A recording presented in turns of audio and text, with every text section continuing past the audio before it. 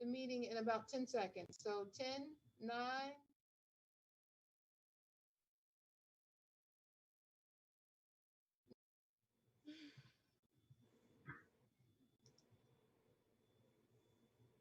So good evening. I'd love to welcome you all to the meeting of the Board Committee for Equity, Diversity, and Inclusion.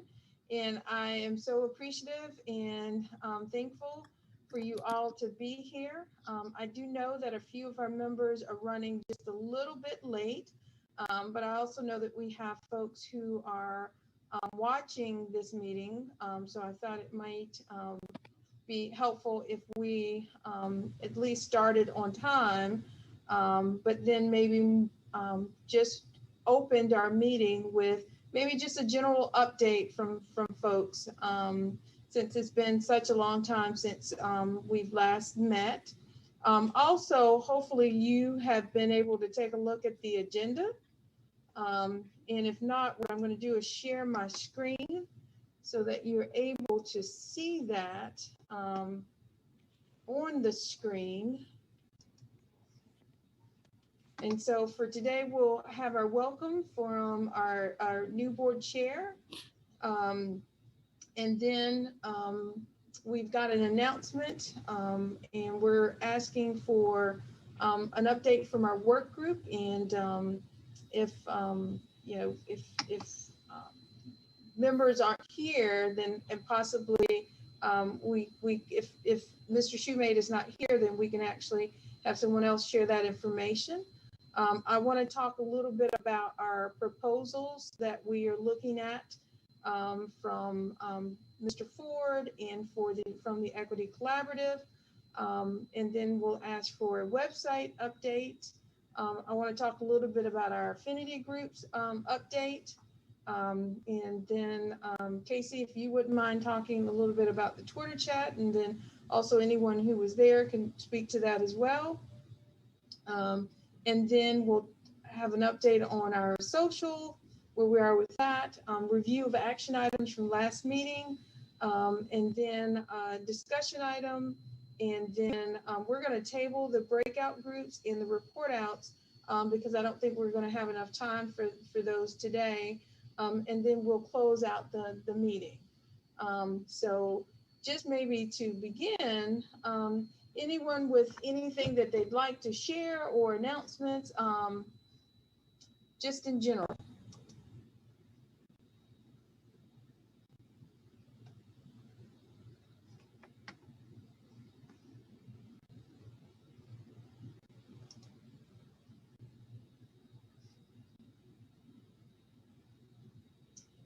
Well, I've got an announcement that I could share. We recognize that as children come back to us, that it's very important that we as educators and leaders in our community be positioned to support our students in engaging in conversations that are, I would describe as very timely, given what we're dealing with, but also probably very difficult to lead effectively through if folks haven't been provided the right kind of support. And so what we're doing is we're reaching out actually to Mr. Ford to design a training specific for our principals to support them in talking about topics such as race, racism, racial violence, Black Lives Matter, supporting folks in understanding how to talk about just difficult and challenging topics with our students as they come back to schools. And so we're very excited about that. That is very much in the preliminary stages, but I'm looking to get a draft proposal probably in the next 24 to 48 hours. And we will be doing that to support principals so that they can support teachers in having those conversations with their students.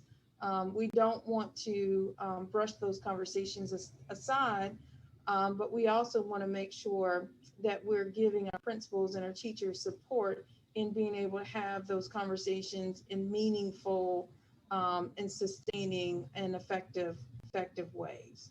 And so that's just an announcement that I had that was new in developing. Anyone else? Any additional announcements?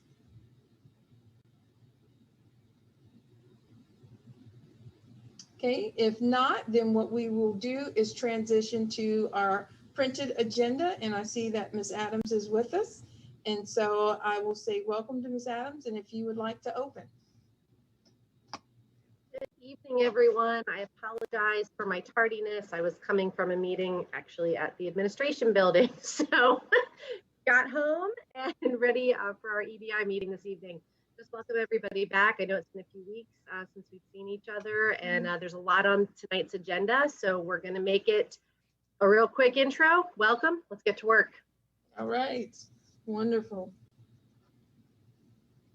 So it is September is Suicide Prevention Month. And I know that the district has done a lot with suicide prevention. And I was wondering, Ms. Askew, if you would not mind speaking to that.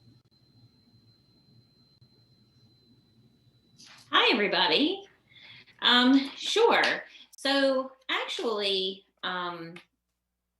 much of what we have done for suicide prevention has had to be a little bit different right now than we've done generally in the past in other Septembers. And in fact, we have actually, and I was talking with my team about this today, we really, so many of the topics or the concepts around suicide prevention are really not best managed in a virtual environment with students. They're really best managed face-to-face so that you can support with additional questions and also refer to talk with others, because they're pretty heavy topics. And so for one, we have been focusing on the Ready, Set, Return plan for social emotional learning, and really pushing a lot more social emotional learning, professional development out to all staff, not just student support staff, but to all teachers. And our plan that's on the Ready, Set, Return page of our NHCS page really focuses on adults and students in that social emotional learning.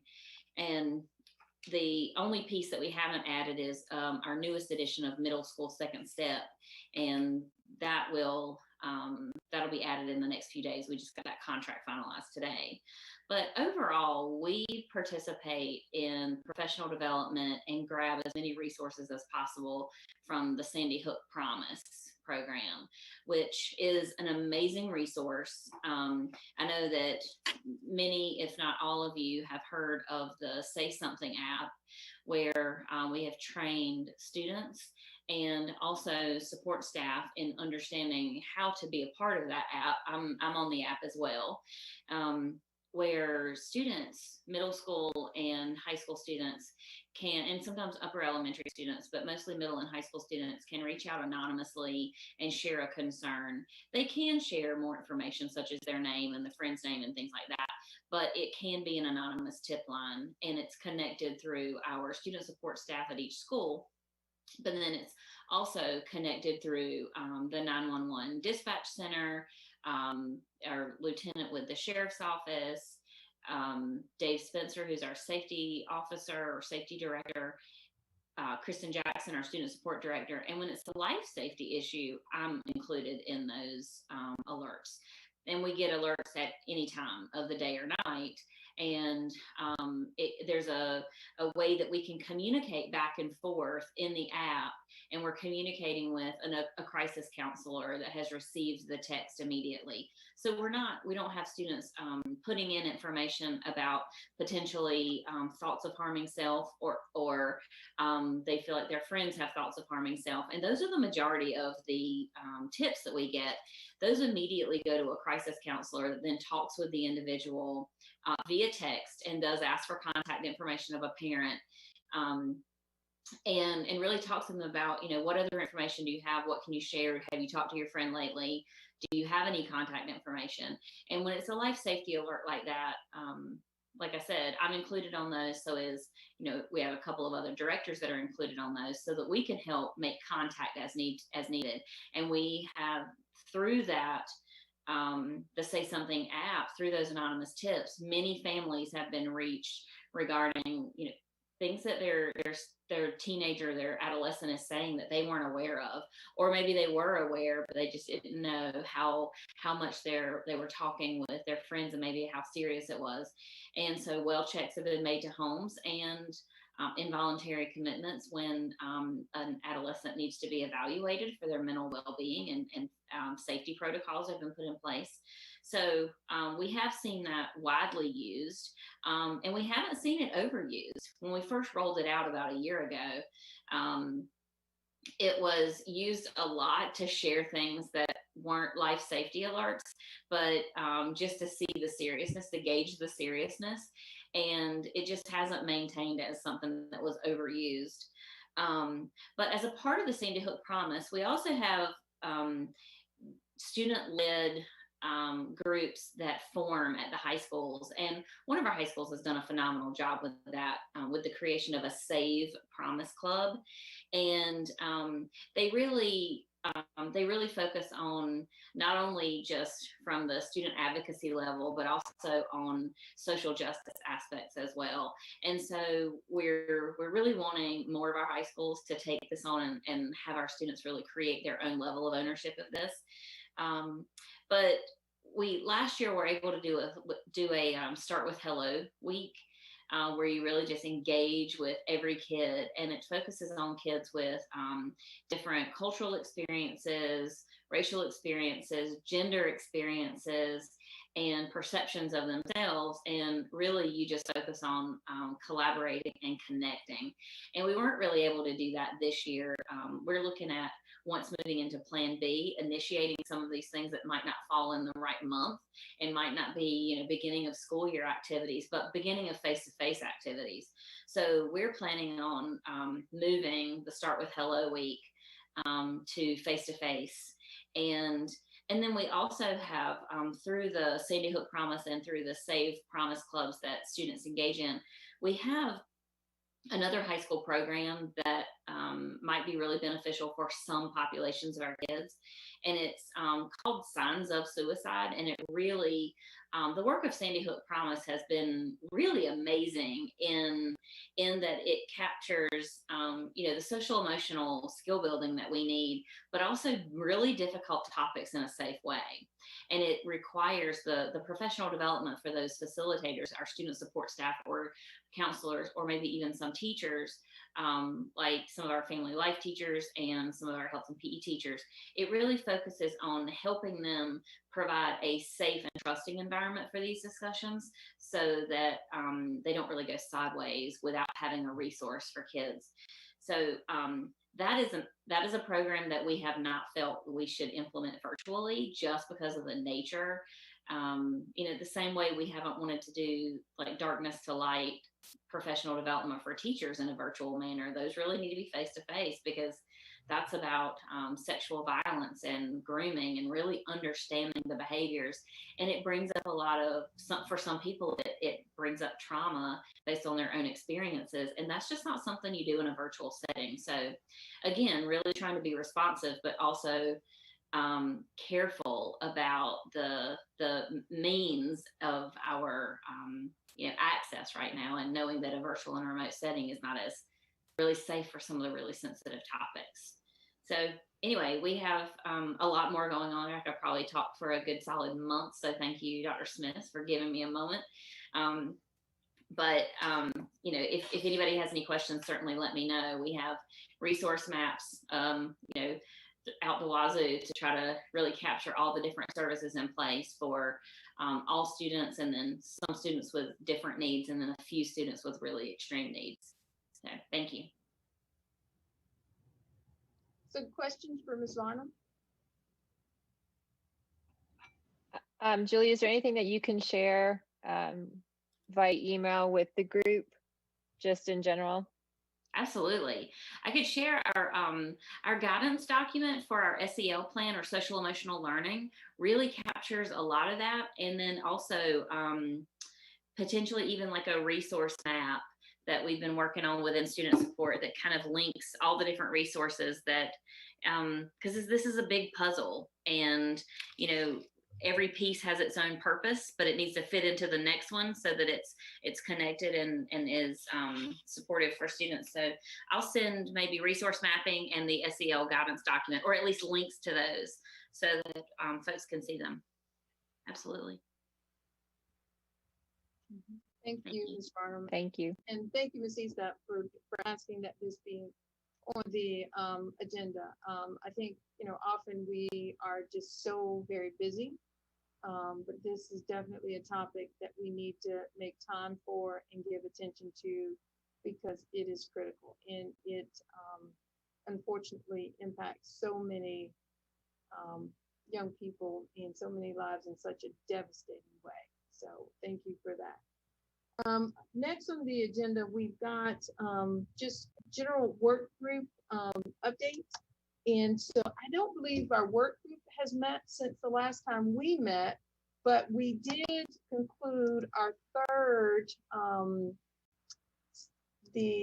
summer enrichment, equity enrichment series. So what I want to do is just share the screen just a little bit to give you just a quick peek as to what the document that we used with our last session. And I was hoping that Tyler could be here because, Caress, I don't think you were able to participate, correct?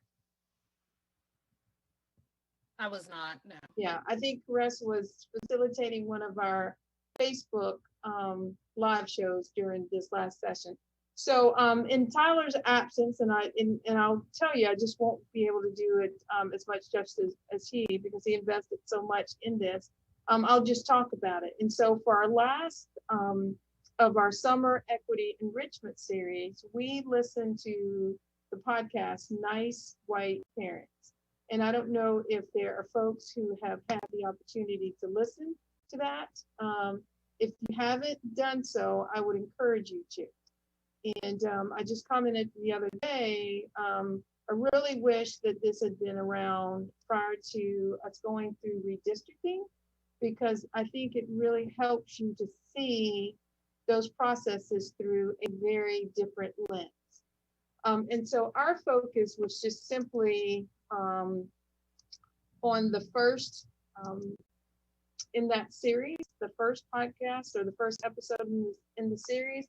And it's entitled The Book of Statuses. And for those of you who have listened to it, you know exactly where it comes from. There's a conversation between two boys, and these are white boys who have come to this predominantly Black schools, and they're to some degree explaining their purpose in being there. And in essence, they're talking about, by them being there, it changes the status of the school. It changes how the school is viewed.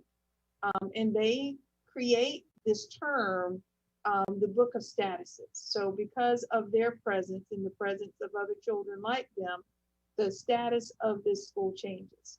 And so for me, the takeaway was, what type of socialization has to occur in order for two children with just the best intentions to see themselves as such?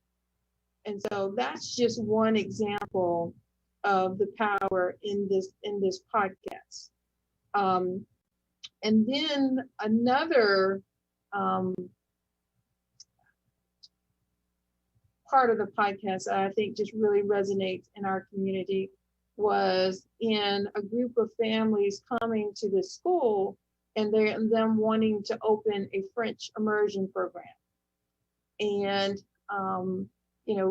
them being in a position, the father is a fundraiser and has, at his last school, I think the dollar amount raised over $800,000 at his previous school. So surely they could do something similar to this school.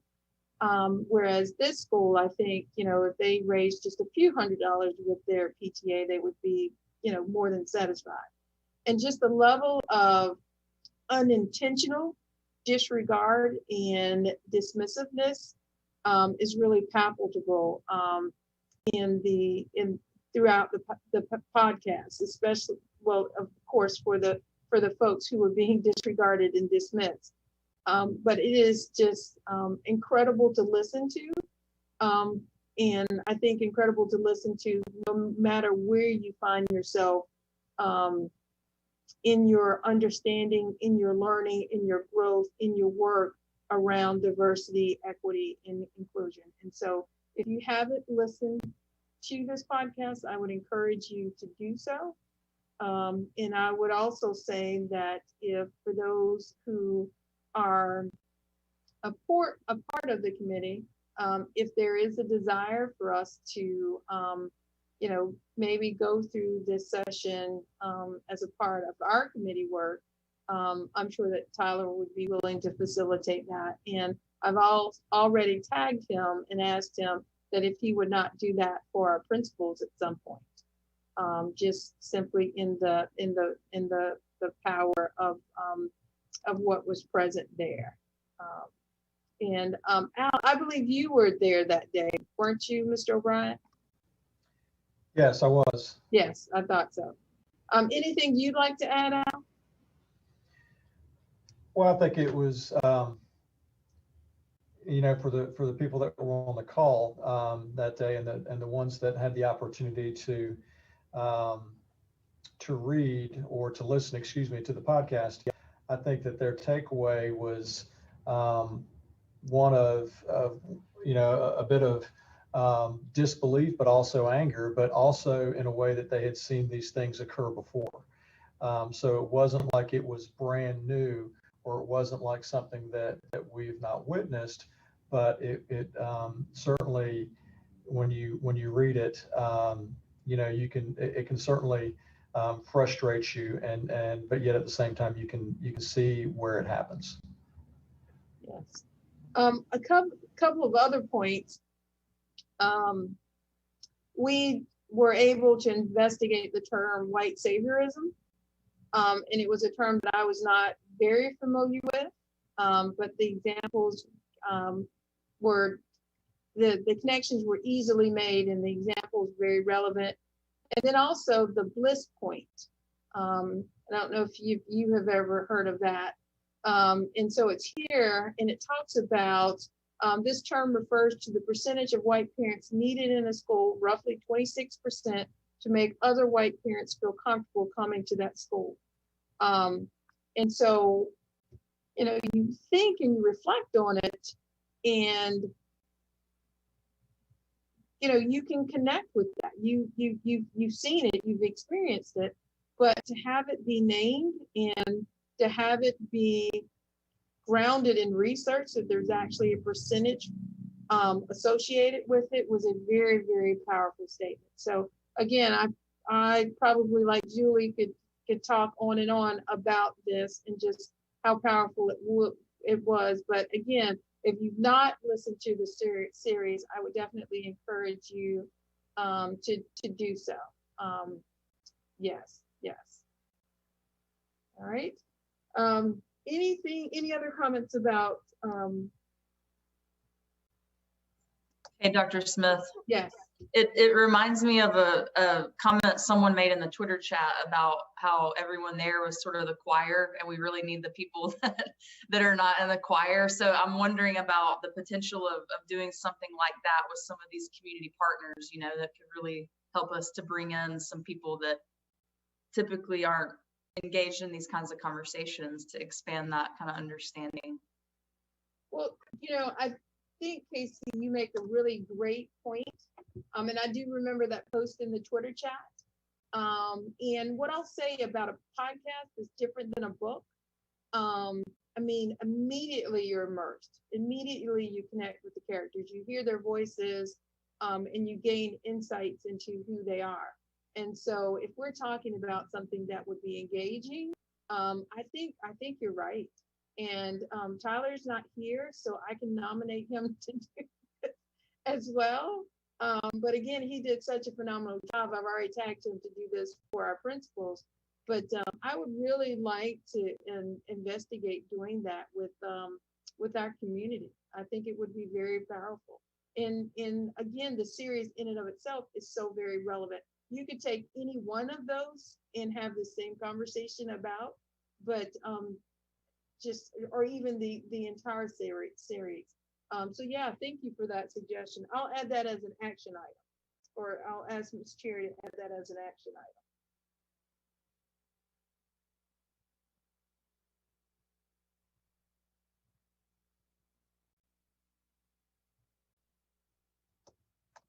All right. The next thing that I wanted to do is to share with you, sure, I'm sharing the right screen.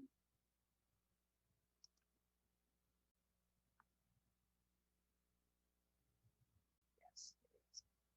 To share with you where we are in our preliminary professional development. And so we have two proposals so far. We are working on a third that would be, well, actually a third and a fourth. One would be for our student work, so building out our student voice. And then the other one would be to continue the work with our teachers, so our teacher training. And so what I've got here for you are two proposals, one for our principal training and assistant principal training. So it's one proposal, and this would be with James Ford. And so I'll just scroll down, and so you can see the overview of topics for our principal academy. All of our principals would be engaged in this, and this would be a year-long investigation. And this represents us moving forward and also moving deeper than we did last year, which really was just an investigation of culturally relevant pedagogy with Zaretta Hammond. And then this would be our AP Academy. Initially, we were looking at just engaging select assistant principals, but we felt that if these folks are going to be leaders within our buildings, it would be critical that we touch every one of them.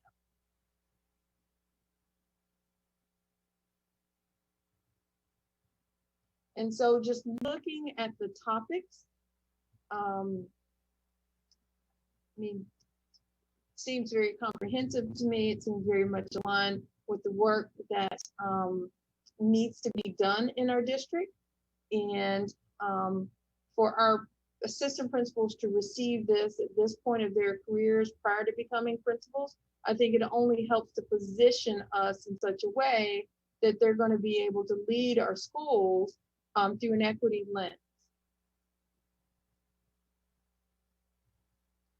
So welcome feedback, thoughts, comments.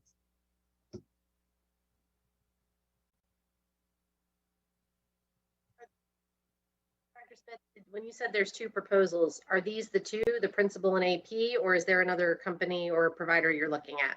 So this is the one proposal. Okay. For the principals and the AP. So this is what we're looking to do for our principals and assistant principals for this year. So just really wanted to share this. The other proposal, and I'll toggle to that, and hopefully we'll land on the right screen. There it is. It's just, are you able to see the equity collaborative? Okay, great. So this is the next proposal, and this would be the work around building out equity teams in all of our schools. And then also training members of our equity work group to be equity coaches. And so I'll slide through this.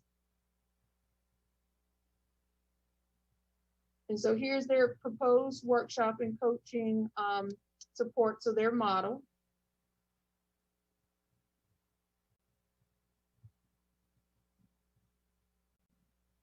And again, what we're trying to do is make this foundational in the school. So regardless of who the leadership is, regardless of who the teachers are, this becomes part of the structure, the organizational structure of a particular school, essentially of all of our schools.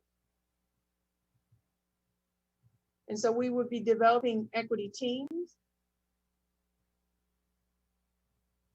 So we've got teachers who have been trained and have received implicit bias training, but so what represents that next level? What allows them to own this work in a different kind of way?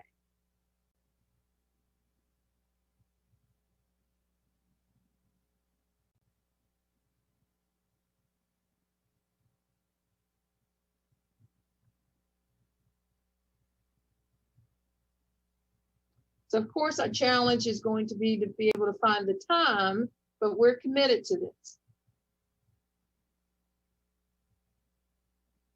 And you can see what those 4 sessions would be.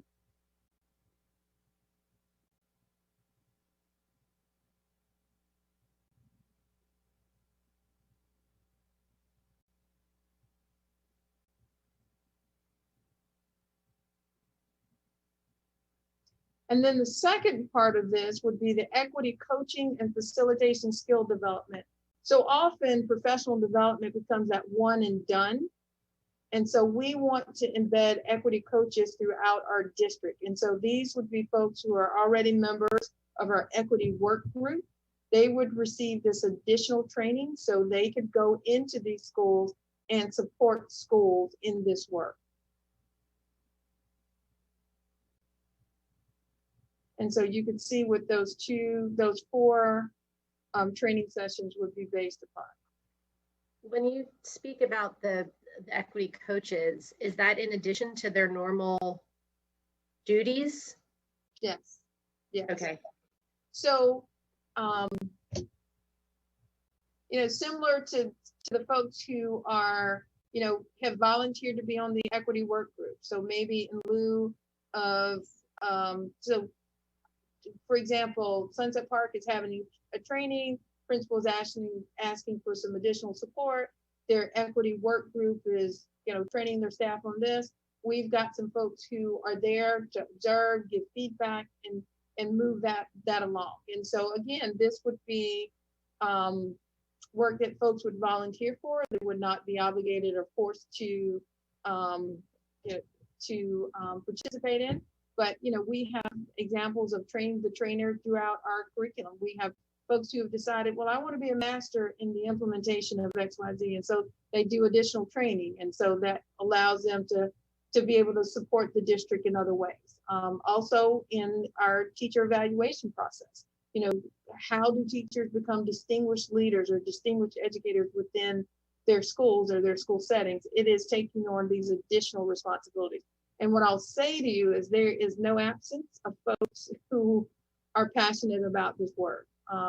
Our equity work group membership has increased probably by about 10 new members just at the beginning of this year. And folks are just really excited and committed and dedicated to do this work.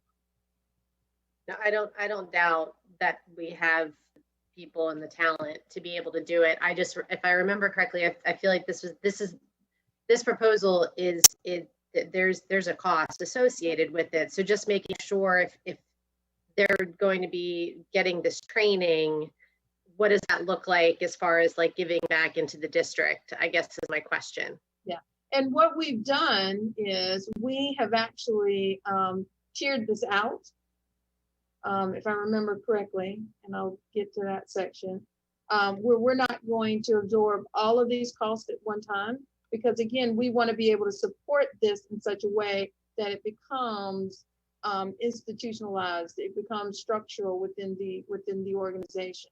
And so if I remember correctly, I think we are breaking this out to 23 schools. So we're going to do half of our schools, and we're going to do, I think this might include all of the coaches, but it only represents half of the schools. So yeah, the original the original proposal was very expensive. But again, we haven't stepped away from the work because we believe this is the right work. We just have to at the right time and the resources to support it. Okay. So again, those are the two pieces that we have so far. We are working on a proposal for our student work and also our teacher work.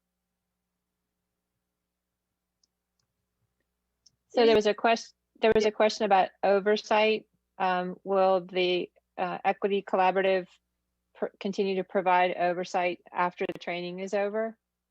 So they will remain a partner with us in this work. And when you say oversight, like continue to provide like feedback or additional like tune-ups in terms of the making sure they're doing things with fidelity, or just managing the folks who are now the coaches within the district.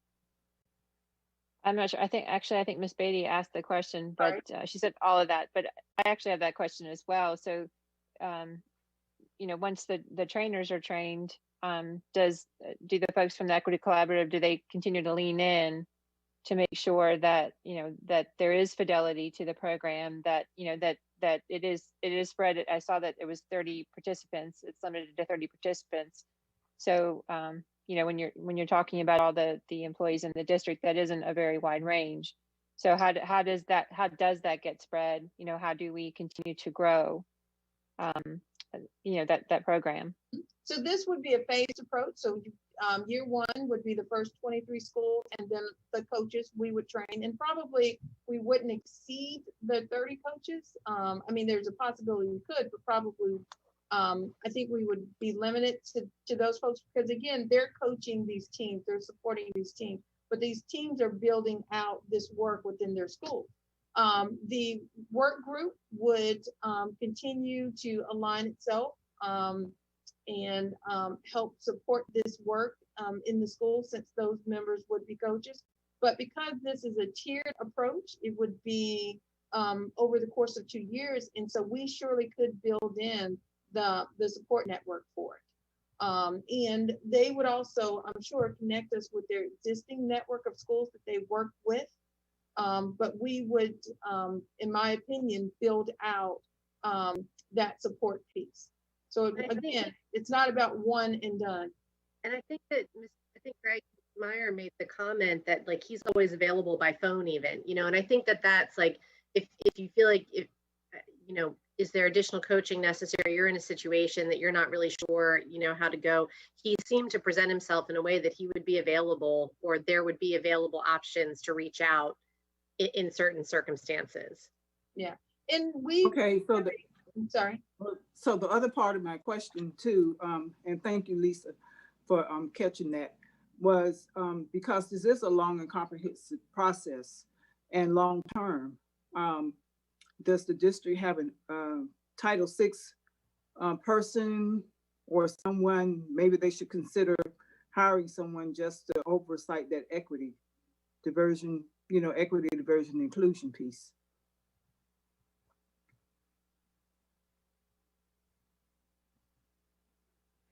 I think that's a good point. I know that is something that Dr. Faust has talked about, and that is a training that he is wanting to get done and wanting to include. You know, we've worked a lot on Title IX, not so much on Title VI. So I think that's a very good point. Okay. Oops. Thank you. And I will add, we've spent a lot of time on the bullying and, you know, harassment or discrimination part of Title VI. But I do think, you know, blending together and really having, you know, when you kind of put that maybe side by side with having a focus on Title IX like we do with Jarrell and his position and the work, I really feel like it has, you know, launched our work to a new level, our collective district work to a new level. Within student support, we certainly focus on bullying prevention and then the investigation pieces. But I think, you know, we're doing it as a part of the other, you know, supports and strategies that are in place. And I can see where there could be I can see where having a little additional manpower or a different approach could be really helpful, and then merge the equity pieces. If we're not doing that, if we're not merging this work into a focus, I think we're going to be missing some of the pieces. Just yeah, I agree completely. I think having someone who can have a singular focus on equity would serve the district really, really well. My only caution is we still need to be able to fund not only the position, but also the training. So, I think both have to really go hand in hand. But, having someone who that could be their one thing, I think would be really incredible. And we see the value that the hospital has placed on that. We see the value that UNCW has placed on that, and we now see the value that the county government has placed on that. And so I think if the school system could follow suit, that really would serve us. That would serve us really, really well. Yes, yes. A couple of other pieces, just kind of side pieces in terms of this work. We are relaunching our work with the Racial Equity Institute. I recently contacted them and are investigating how they are doing their online work. But we're very interested in groundwater and phase 1 training. And I still have folks who reach out to me in terms of the impact of those. And then also our partners at New Hanover Regional Medical Center have graciously agreed to do monthly implicit bias trainings for us again this year. So we are definitely going to, well, we actually have a schedule already because that costs us nothing. And so we're taking advantage of, I know free is a beautiful thing. Free is a beautiful thing. So we're definitely taking advantage of that. And they're such a great partner in this work. They really, truly, truly are. Let's see where we are. So website. Jennifer? So we've made a lot of progress as many people volunteered to do that video, and I'll kind of defer to Carissa a little bit about that process and also where we are on getting people's headshots and little bios to put up there. And so we still have some other work to pull in together. Also, if people have sent in their resources that they recommend for putting on the website. So she was kind of in charge, I think, of people are going to reply to her with those pieces. So I'll let her jump in and give that update. Thank you, Jennifer. To mention it earlier today, but I think I got caught between the E.D.I committee and the equity work group. So those of you who have not sent your bios, the video is done and complete. I sent it to Ms. Adams and Dr. Smith late this afternoon. So if one of you guys would like to pull that up for viewing or share that with everyone, please do. My connection keeps reading as unstable, so I don't want to try to pull it up. If you will I have to be a host to share my screen, I can pull it up. All right.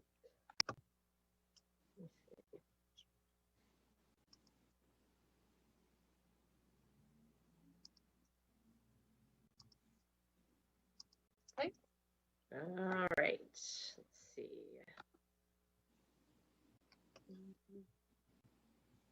Okay.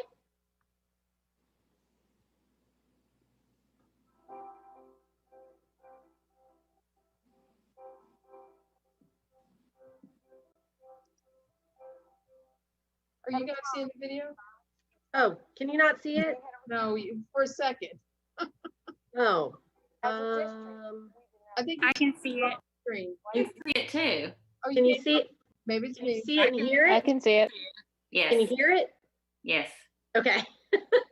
All right, sorry. Must be a me thing. Let me, here, I'll try and turn up a little bit too, if that makes a difference. There you go. And affirm that Black lives matter. The most recent murders of unarmed Black citizens, Breonna Taylor, Ahmaud Arbery, and George Floyd, have further divided our nation and shined a bright light on the systemic racism in our country. We must speak directly to the traumatic events that are surely on the minds of everyone in our community.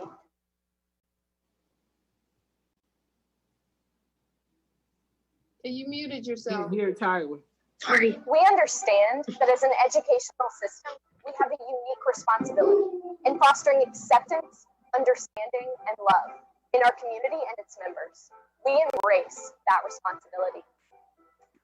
Over the past several weeks, we've watched events unfold around the country as citizens in every state have exercised their right to protest. A generation of Americans is standing up against the impacts of implicit bias and systemic racism. No matter how long these demonstrations last, we know that no fire can ever be contained that originates from the embers of ignorance, prejudice, and hate. We pledge all of our energies to extinguishing those embers permanently in New Hanover County.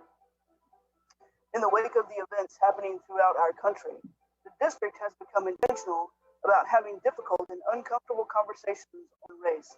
New Hanover County Schools has an opportunity to be a leader in the pursuit of equality and the fight against injustice. The conversation regarding the dismantling of systemic racism in our county and beyond is important, loud, and very necessary. We are focused on inclusion and will continue to strive to support the academic and personal success of all students. For nearly 2 years, New Hanover County Schools Equity Workgroup has identified disparities and gaps within our education system. With the formation of the Board of Education Equity, Diversity, and Inclusion Committee in 2019, members of both groups have undertaken the task of creating equitable educational practices within our schools.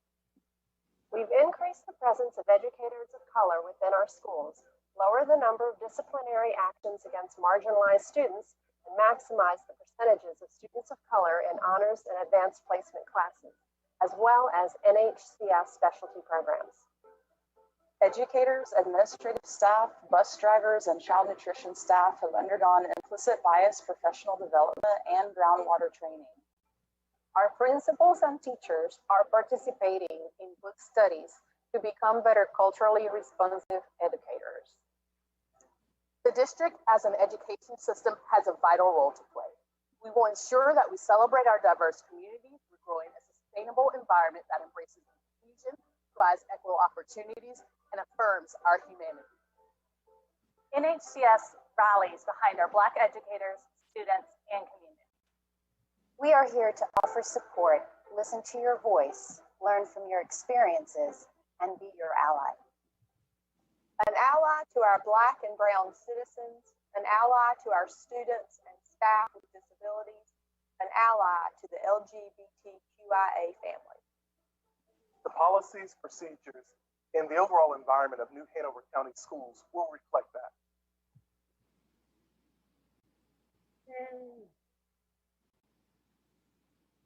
Sorry, the dogs kind of got in the way of that beautiful moment. They started barking and freaking out, so I apologize. They were just saying how much they loved it as well, I'm sure. That's it. Well, that was very powerful. So where we are right now, I believe Miss Adams, we're waiting on Crystal, Miss Bowie, and Dolores, who handles our website, are waiting on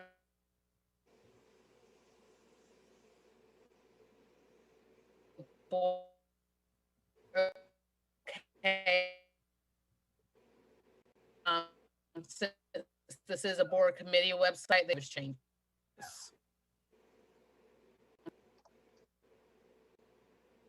Hey, Caress, we're going to have to make some assumptions about what you just said. I think you guys hear me now? Yeah, go ahead. Sorry. So where we are now is Miss Bowie and Dolores who handles the website, just waiting on board go ahead, since those are board committee websites. They want to make sure you guys are good with us changing and reformatting those pages before move forward. So once we get that go ahead from you guys to Ms. Bowie and Dolores, then we can move forward with changing the format and uploading this video up onto the page and adding the other website templates that we outlined within the. Wonderful. You guys have done a lot in a very, very, very short amount of time. So thank you. I think if nothing else, next on the agenda, I wanted to talk a little bit about our affinity groups. We started this conversation with actually Mr. Martin, Brian Martin. If you remember, he came and he presented to our group, and that's where it initiated. And then we transitioned to Mr. Manzo. And he is no longer here. I reached out to him after our last meeting to say, hey, can I schedule something for us to talk Friday? And he said, well, you realize that's my last day. And so I'd like to offer, if the group does not oppose, if we could possibly wait until we have identified our new leadership in human resources. Just simply because I surely could initiate this with Mr. Benton, but he will only be here with us for a short period of time. But if we could initiate this, put it at the top of the to-do list for our new Assistant Superintendent for Human Resources, I think it would be much, much more effective. And then also be something that would be foundational work in what either he or she would be leading in the district. So would welcome your thoughts and comments in regards to that suggestion.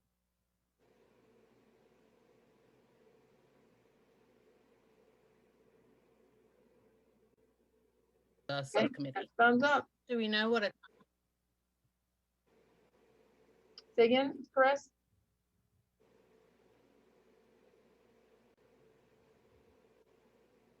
Chris?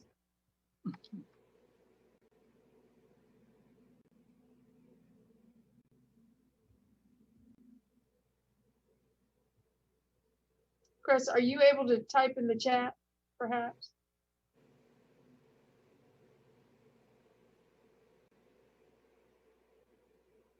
Thank you, Casey.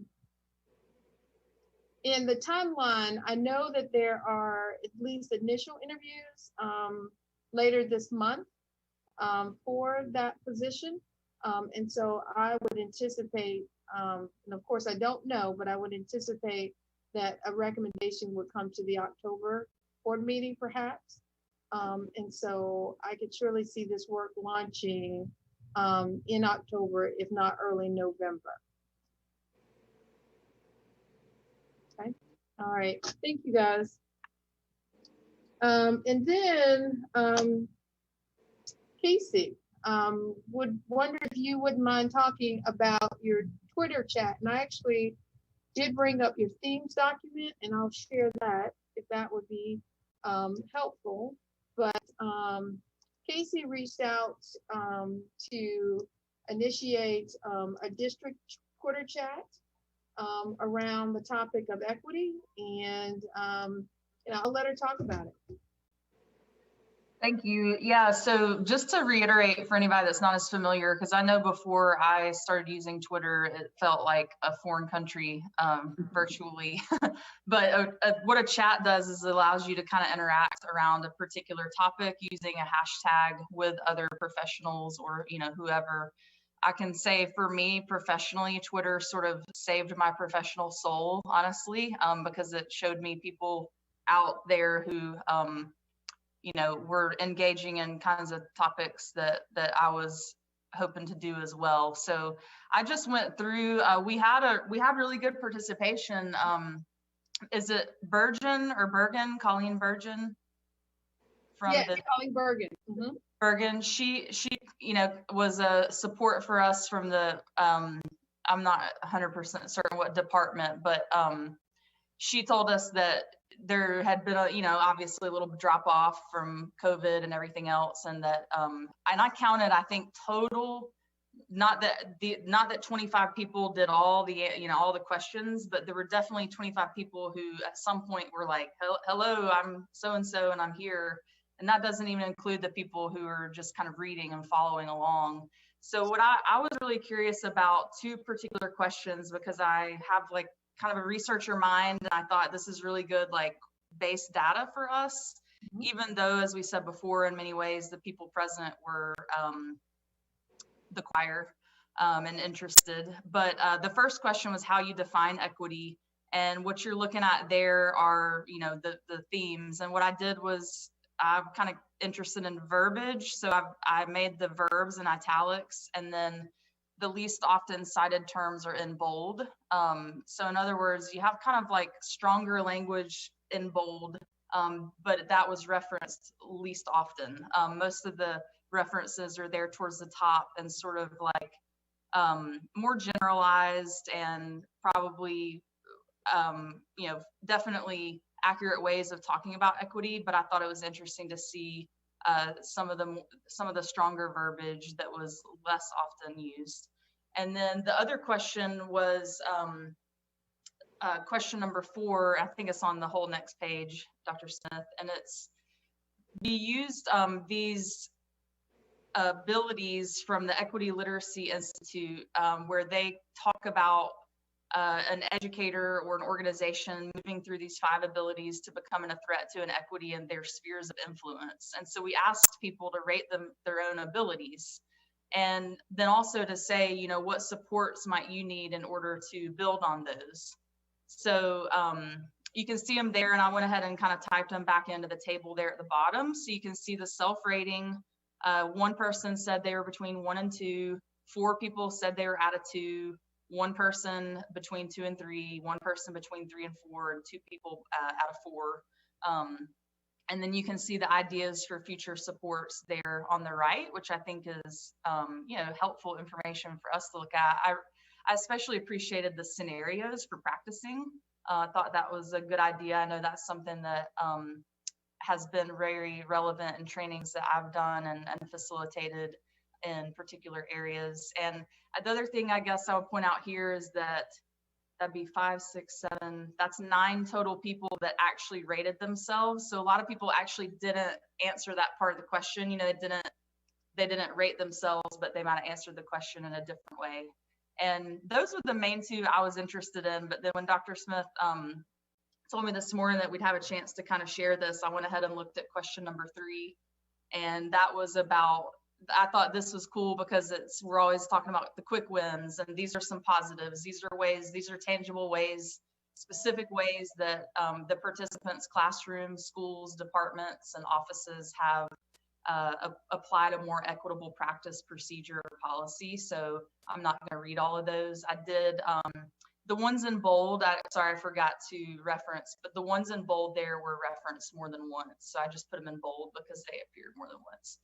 And I put that image in there because that was part of one of my answers. And I thought, do I go through, and it wouldn't really be accurate to pull like all 9 or 10 or however many of those answers there are. But I was telling a colleague today at work that I was working on it. I said, if I'm going to brag about anything, it's going to be the team that I'm on. So that image is there just as a reference for specific, school level changes we've made at our school. But we can certainly move that out if we're going to share this wider, so that it's not kind of like taking such a focus on one place, but leaving ideas there for people to look at. I don't know if anybody has any questions. Well, I don't have any questions, but just wanted to commend you on taking the lead on this and showing that initiative. And I was very fortunate to be able to participate.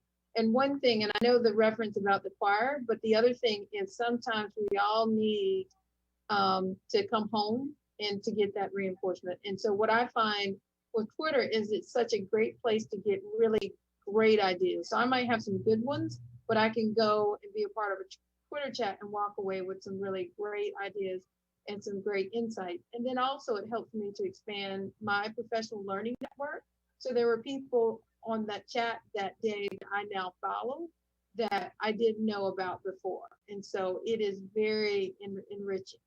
And, and sometimes I don't know if social media is the place to convince minds, but it definitely is a great place to reinforce and to kind of like power up.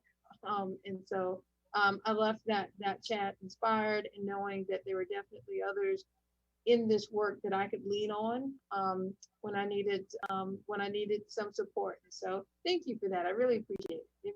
It was wonderful. Chris, I was just going to say, we spoke about, kind of trying to come back maybe in the spring and build on the chat in another month. Yeah. And, I know Ms. Adams, you made a very valiant effort. I would like to say I was very impressed with the responses and I enjoyed watching it, but I was so confused and I need some Twitter training before we do this again, because I wanted to participate, but there were things everywhere moving so fast. So I thought it was fantastic. Thank you, Casey, for putting it together. Really good comments. Yeah. So we can definitely do that to support you and to support all of you. Yes. I'm going to say the same thing. I need Twitter training wheels. I know I have a Twitter name, Twitter handle. I whatever hashtag. I don't even know what a hashtag is. I'm sorry. I'm very, very ignorant about Twitter and social media in general. So yeah, I'm very intimidated by it. So I would love to get some training as well. Well, I commented towards the end. It's a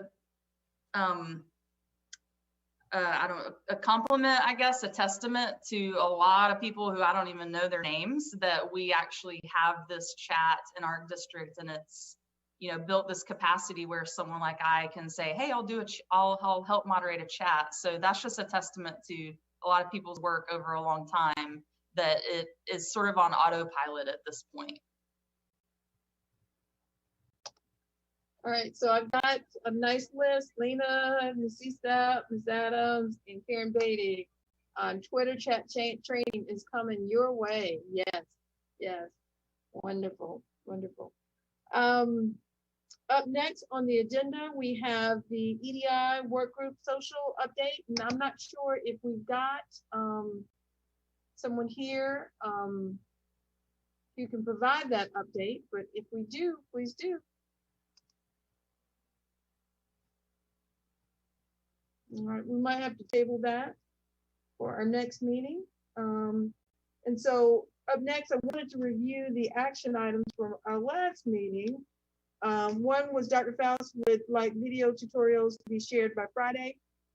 We went in and were able to share with him what we had.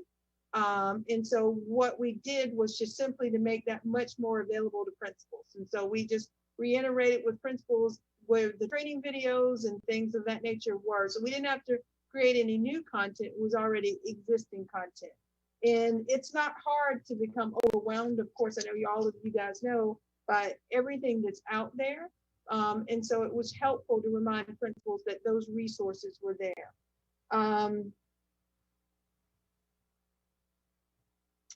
Then we talked about the affinity groups, and then the other one was just around the Twitter chat. So I confirmed that date with Casey, and that took place, and of course, huge success. So those were our action items from our last meeting. And then what I think we wanted to do with this item was just, we're not having the discussion tonight. So this is the discussion of adding student board member / advocate in additional representation, but just maybe to kind of set the tone for a future discussion. And so Ms. Estep, if you wanted to maybe talk about why that is important and why we do at some point need to have that discussion. Oh, you're muted. Yeah, I can't even operate the mute button. Sorry, I'm not good with technology. Thank you, Dr. Smith. Yes, a couple, I think about a month or so ago, probably a couple months ago, Casey Smith and Casey was very,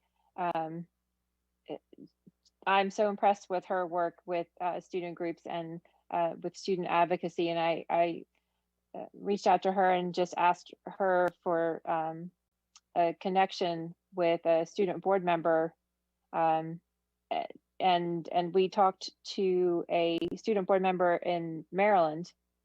I'm not sure, and I wasn't aware of this prior to this conversation. Most boards of ed in Maryland have student board members, and they have in varying capacities voting rights.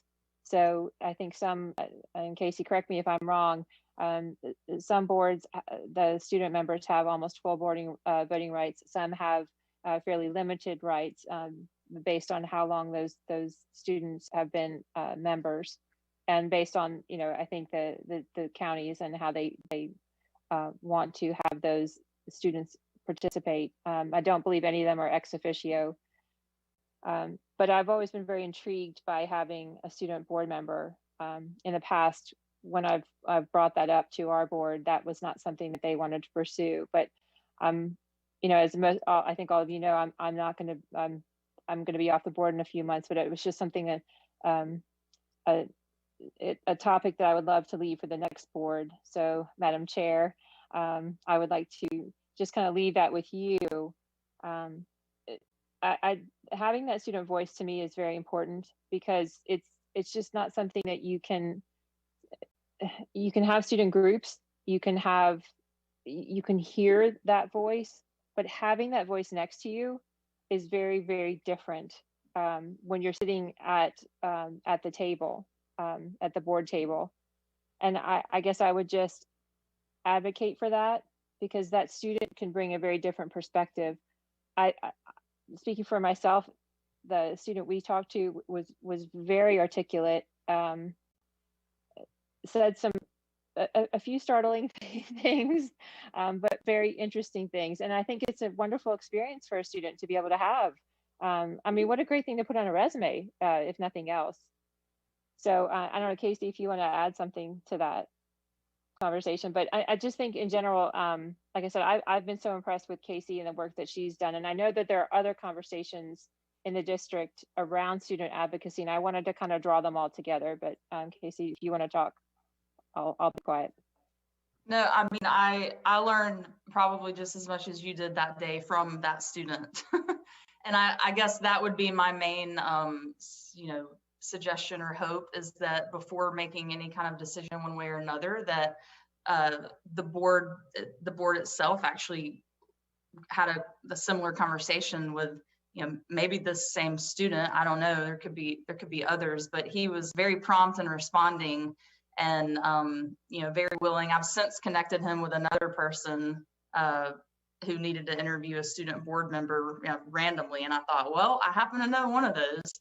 So I would just say that, you know, I would hope that we would at least hear from not only that student, but maybe some of the students that we do kind of at the same time have, that we're trying to build some of this capacity with in our district, to hear from them.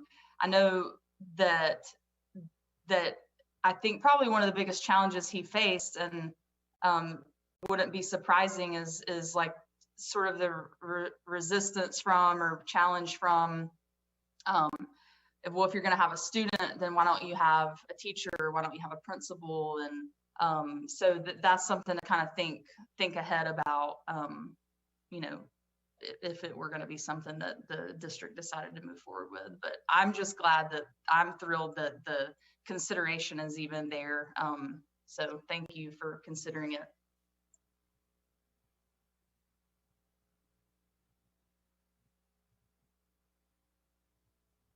All right, any questions? So I would say we just need to anticipate this as a future topic, possibly our next meeting or the meeting after that, and we'll have a much more in-depth conversation in terms of that from our perspective. And then of course, ultimately the decision is the one that will be made by the board. So thank you for that. Dr. Smith, would it be possible, if we're going to put that in the next meeting, to have some information around other processes of how other districts that have a student board member, how they go about doing that? Yes. If there's like a manual or how they select their students, things like that. If we could just have some baseline information, that would be great. All right. And also, I wonder if we could look at other ways, because I heard the comment about, maybe having teachers, adding teachers, and, it gets big. And so I'm wondering if there could be like an ad hoc or subcommittee, you know what I mean, an extension of the board, and have that kind of committee. And that way you can have more diversity, representation on the board, because typically this county has not elected a person of color to the school board, for a few years.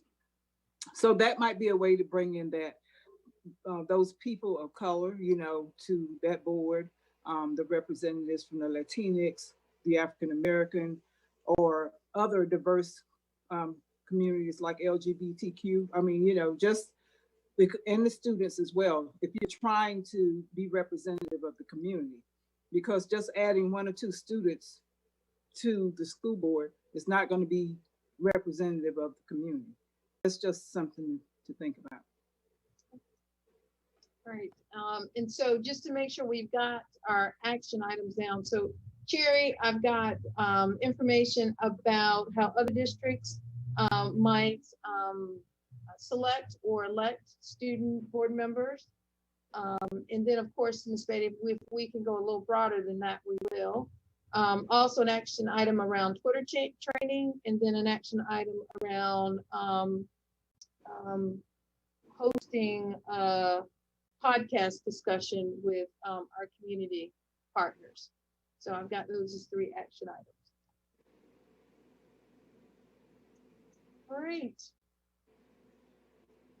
So in the absence of the conversation around the social, we're actually a little earlier this evening than typical. So we are actually at our closing. And so I will offer, yes, Ms. Adams. I would like to highlight our participation's a little low tonight. And I didn't know if when I looked at the attendance, a lot of people had said they were coming and are not here, that had RSVP'd yes. And I just was wondering if this is a good time to do another check-in, the way we did about 6 months ago.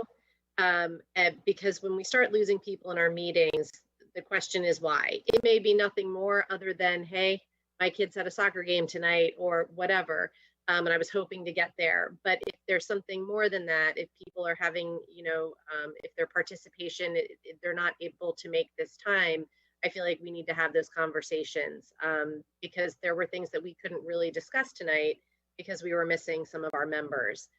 So I feel like a check-in may be worthwhile, maybe before our next meeting. It could be an anonymous Google document or a Google form that people could fill out.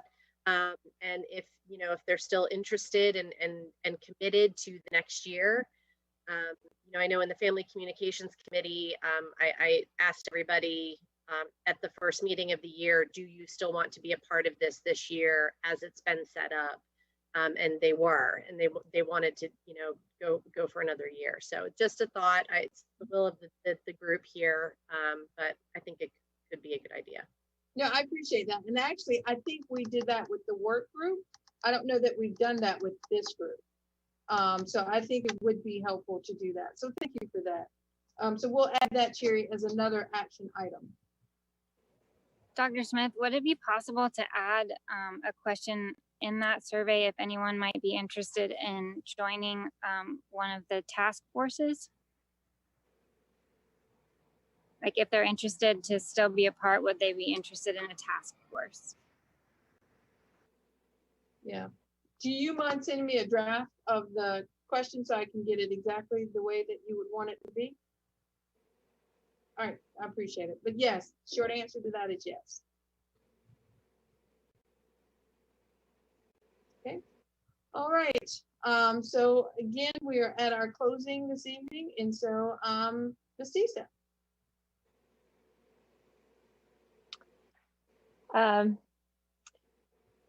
Yes, and I apologize for being a little late. Ms. Adams and I were at another meeting and racing to get home to get to this one. So I hopefully I won't repeat anything that was already said. But I would like to I would like to officially welcome Chair Adams to the group. I think that our system is in very good hands, and I'm very happy to have turned the reins over to her. I think she's going to do a wonderful job, and I'm really excited about the direction of our system. And with both her and Dr. Faust, they match each other very well. Energy level wise, I absolutely could not keep up. So I'm just thrilled. You know, actually, my closing has to do a lot with what we just talked about, which is checking in. As Dr. Smith said, I asked to put on the agenda about the fact that this is Suicide Prevention Month. And I think that goes a lot with really kind of the overall theme of our meeting today, which is checking in, which is sharing conversations, which is shared power, which is what was on one of the screens today. When you look at what you need to do to help prevent suicide, there's a list. When I was looking online for information, the Trevor Project did a research project on it. Amongst our students, the second leading cause of death behind accidents for our students, our young people, is suicide. It's a very serious problem. And one of the lists that I read about was just about asking and checking in. It's about being there. It's about, you know, keeping our students safe, about helping them stay connected, about following up, about learning more. And I'm saying this as I'm looking at everybody in their boxes. And that's so hard to do in the environment that we're in right now. And I guess I would ask that maybe we can all do that with each other too. You know, we're in a committee that is having some conversations that can be difficult. And we're in an environment that makes those connections even harder. So I would say that maybe we could take some time to reach out to somebody in the committee even that you don't know very well and try to get to know them. I think that we have some wonderful people in this committee. So maybe we could check in with somebody that you don't know and make that connection, because you don't know how much of a difference it will make. But this month of all months, I think it's really important. We're back at school. It's a very challenging environment, and I value each and every one of you on this committee and on all the work that you're doing. And I just want to say that I think we need to remember that, because what everyone is doing every day, it's not easy. So thank you. But with that, I will say that good luck, and let's all have a good tomorrow. Thank you. Everyone Right. have a great Thank evening. you. Yes.